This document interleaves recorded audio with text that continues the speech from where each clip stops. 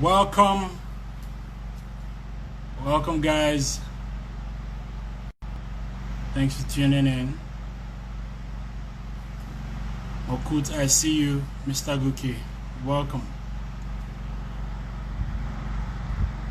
Yo, Connect, welcome. Welcome. Bola Adekoya, welcome. How una dey do? Can you hear me clearly? Please, if you can hear me, help me with a thumbs up, please. If you can hear me clearly, I'm waiting for our guests today. Tayo, nice one. Thanks for tuning in, man. Please, can you hear me clearly? Mr. James! Mr. James! Can you hear me? Please, someone should say yes. Okay, great. All right. I'm waiting for Layo to join us.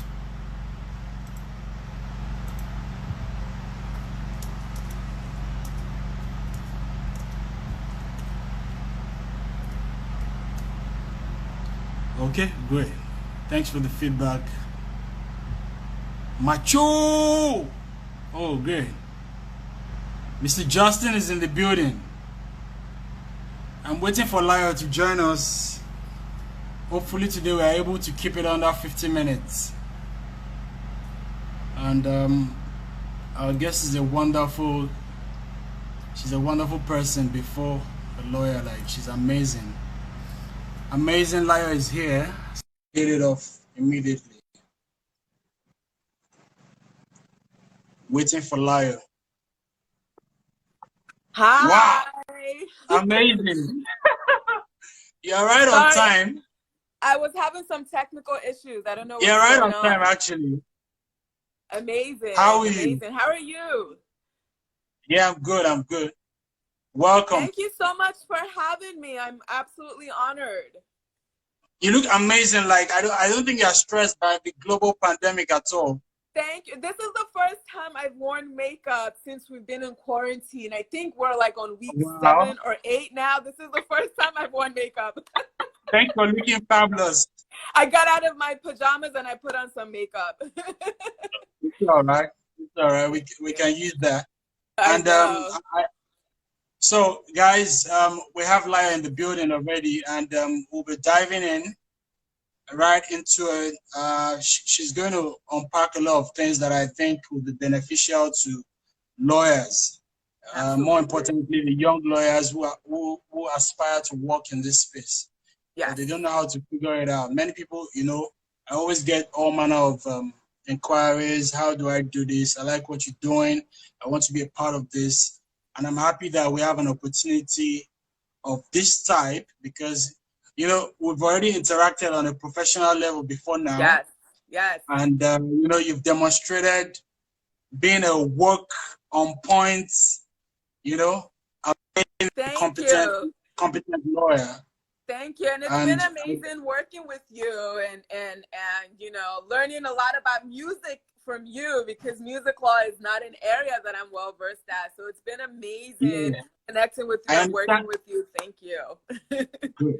But I'm not as vast in film and television like you are as well. So that's why we're having this to unpack all those areas, all those different subsects of entertainment law. It is very, very big. It is very wide. It is very deep. And I believe those tuned in will enjoy this. So I have a few questions to guide this conversation. But, I know you're already live. And for people who are tuning in and who would like to know you, how best would you describe yourself and what you do? Okay, so I am an entertainment lawyer, and I work for a company called Endeavor Content, and we are under the Endeavor umbrella, which is the global entertainment company that owns WME, which is a talent agency, and we rep just about every major talent in the world, from Rihanna to Oprah to LeBron James to the Kardashians. We pretty much rep everybody in the entertainment industry. We have a sports division, we have a fashion division, and under my division, Endeavor Content, we produce audiovisual content. And we produce all kinds of content, from scripted content to game shows to reality shows, fashion shows, live events, Oscars, red carpets, Rihanna's Savage X Fenty fashion show, which we produce for Amazon Live, Being Serena for HBO, everything under the sun, any kind of content creation, we develop it right from the beginning, from conception, and take it all the way to post-production and distribution, and beyond. My particular division, we focus on what we call unscripted content. So anything that isn't scripted, game shows, docu-follows, documentaries, docu-series, anything unscripted, we produce it. And I provide business and legal affairs to our creative and business team. So that's what I do. We advise them when we're getting ready to enter a negotiation with another party. We advise them on the business points, the legal points, and then when we are aligned internally on what our goals are, what we're looking to make, what we're looking to do, what rights we're looking to obtain. Once we're aligned internally, then I go out and negotiate the deal on our client's behalf. And then when we're getting into production, I oversee all legal aspects of the show, entering into agreement with all the major talents, all the production companies, the EPs, and making sure we produce what we call in our industry, a fully cleared show. Everything in a show has to be cleared from a legal perspective, and then we distribute it, or we send it to whoever our partners is, whether it's Netflix, whether it's Amazon, whether it's Disney, and then they distribute it. So in a nutshell, that's what I do. Well, man, that's a lot. Somebody exclaimed, like, wow, that's a lot. Thank you. You guys do a lot. And little wonder, Endeavor comes to mind like a big global company with his hands in many areas of entertainment. Yes. And but one thing is this: how did you land that opportunity? Working there. Yes. What was like the prerequisites for being able to do all these things you mentioned that you do? Yeah. So it really was about the path that my career took that kind of brought me here. In the earlier phases of my career, I was actually working at a fashion company called Giovanni. I was their in-house legal counsel, and then after being there for a year, an opportunity opened at Viacom, specifically in their BET Networks division. And it wasn't even, it was in the legal department, but it wasn't a legal role. And I was kind of in a crossroads in my career, because this was a great opportunity for me to get into the entertainment industry, which I wanted to, but it wasn't a legal role. It really wasn't the role that I wanted at that time, but I had access to everything. The person that I was reporting to at BET was one of the head of their business and legal affairs, and she was like, "Listen, it's not the role you want, but I can teach you everything you need to know." So I took that opportunity. I took a pay cut, took a salary cut, took a cut in my title and my everything to go there for the opportunity to really learn. And I don't regret it, because she taught me so much. She taught me everything that I know as my old boss at BET. And eventually, within a few months of being there, I was offered the role that I wanted. And so that's really where I spent years at BET learning so much. Was it in the same organization? Was it in the same organization? You were offered the role you wanted in the same organization? Right, exactly. So I came in on a lower role pretty much in order to learn, and then I was there already. So when that role that I wanted opened up, they offered it to me. And it was from there that I learned everything that I needed to know. And then a few years ago, I saw the job posting really at Endeavor, and I applied for it. And then they called me. I went through several rounds of interview, and I was offered the position, and I haven't looked back since. Amazing. So for your role, is there any disparity with the role you were, or what your responsibilities were at BET and what you do now? Has there been any change, any major shifts? Yeah, so at BET, where you're at the network, right? And the way, at least here, a lot of the you know, entertainment industry within our division is set up is the networks fund shows, right? They fund shows. So a lot of people will go to the network with different ideas. Production company will come to the networks with different ideas. And, you know, the network will look at it and say, you know, we like this idea. We'll give you a certain amount of money to make it. So we were at the network, we're in the position of power really to say, all right, we like this show. This is what we're willing to offer. This is how we want it produced. So go out and make it. Now at Endeavor Content, we're kind of like on the other side. We're the production company. We develop ideas, develop shows, and we take it out to the networks to pitch, to say, hey, this is a great idea, fund it, and then we'll go out and produce it. So I'm kind of like on the opposite side of what I used to do at BET. You know, so we're negotiating with all the different networks and platforms. And so in where I am in my career, I've been able to be on both sides of the aisle. So it gives me a little bit of an advantage when I'm negotiating against them, because I know what they want, what they're looking for. Amazing, amazing. Yeah. So I would assume for those tuned in who are interested in the kind of job you do, already it is a given. You have to be a good lawyer, or you have to be a great lawyer already. But again, I assume that you should also have other skill sets to be able to, you know, function properly. You know, you're going into a terrain where I don't think anyone is fully equipped. I know you have to do a lot of learning on the job, you know, trying to find things out yourself to add to every other thing you had before coming into the job. But what are the specific skill sets that you think would put you in a position to be able to function and still learn on the job like you did? Yeah, so several things I will say. In my role, I call it in.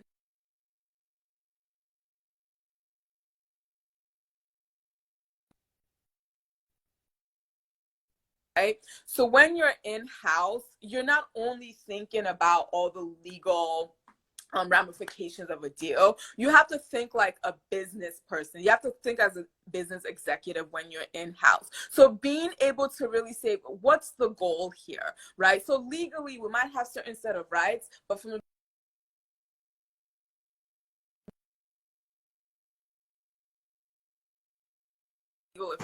a business acumen is very important. Being diplomatic, right? In your role, you're dealing with a lot of business executives, right? Being diplomatic and say, you know, all right, this is the goal, right? This is how I need to get to what I want, right? And so understanding how to deal with different executives to reach that goal is important.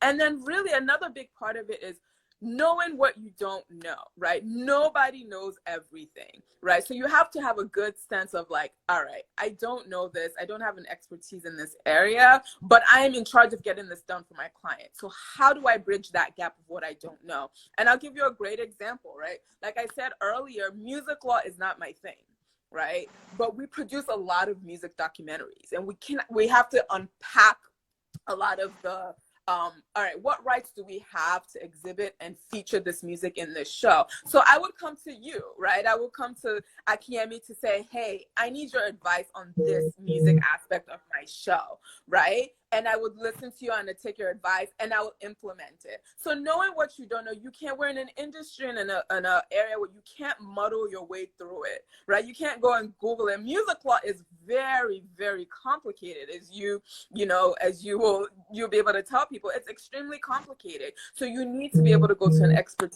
like Akinyemi and say, I need help on this part, right?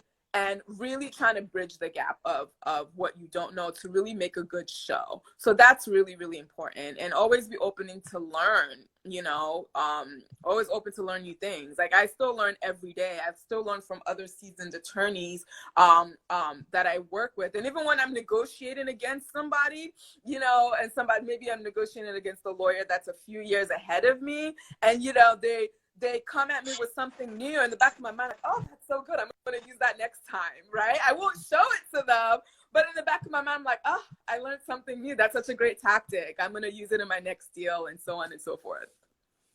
Great. So, you know, from my post and even from our interaction professionally, yeah, I think, well, I'm always on the side of the creative.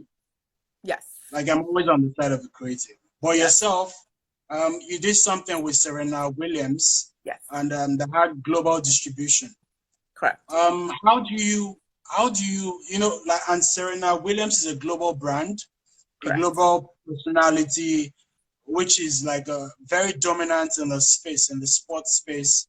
So how do you going into negotiations against big corporates, like all these big distribution platforms like the Netflixes, the Urus? How do you strike a balance? Are you, because you've worked on both sides, you've been with an international network like BET, and now you're also with Endeavor, and also you're trying to do right by your talent, which is Serena Williams. So how do you juggle all these, shifting parts to try to get the best for your company and the talent you're trying to please? Right, absolutely. And in our position, we really are truly in the middle of everything, right? So for being Serena the show, right? So we didn't represent Serena, right? But we brought her to the table, right? So our company, we did a deal with Serena to say, hey, we want you to be a part of this show. So I negotiated that deal. And then once we have that in place, then we went to HBO to say, hey, we have this great show. We have Serena attached. These are the show this is the show we want to make, and these are Serena's terms. So usually you're kind of negotiating both deals simultaneously, and you're in the middle, right? So you have to say, okay, once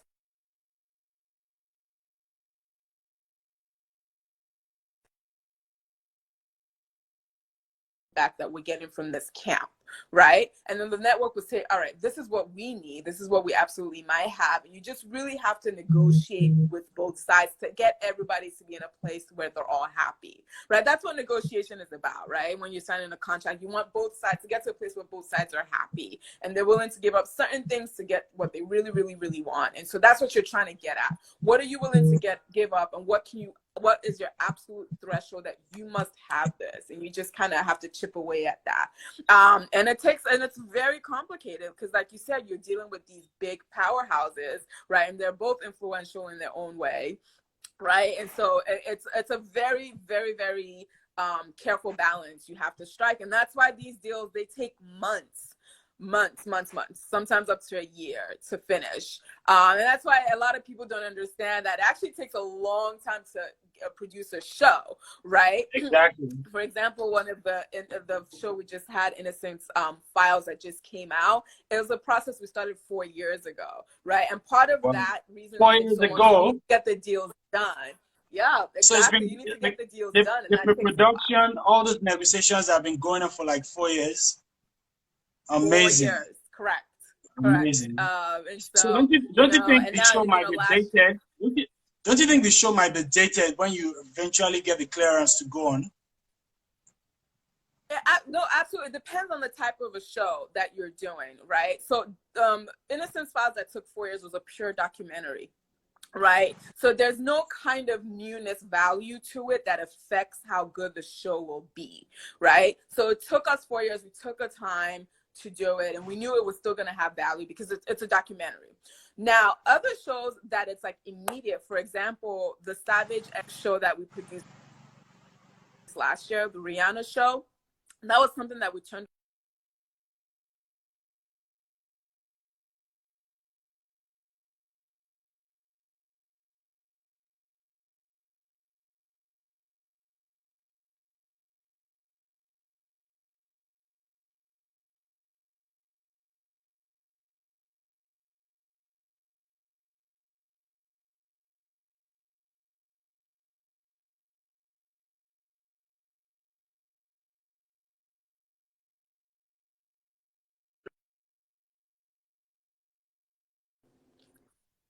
Can you hear me?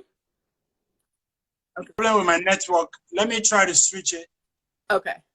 Yeah, please. Just give me a minute. I'm sorry about this. This is network.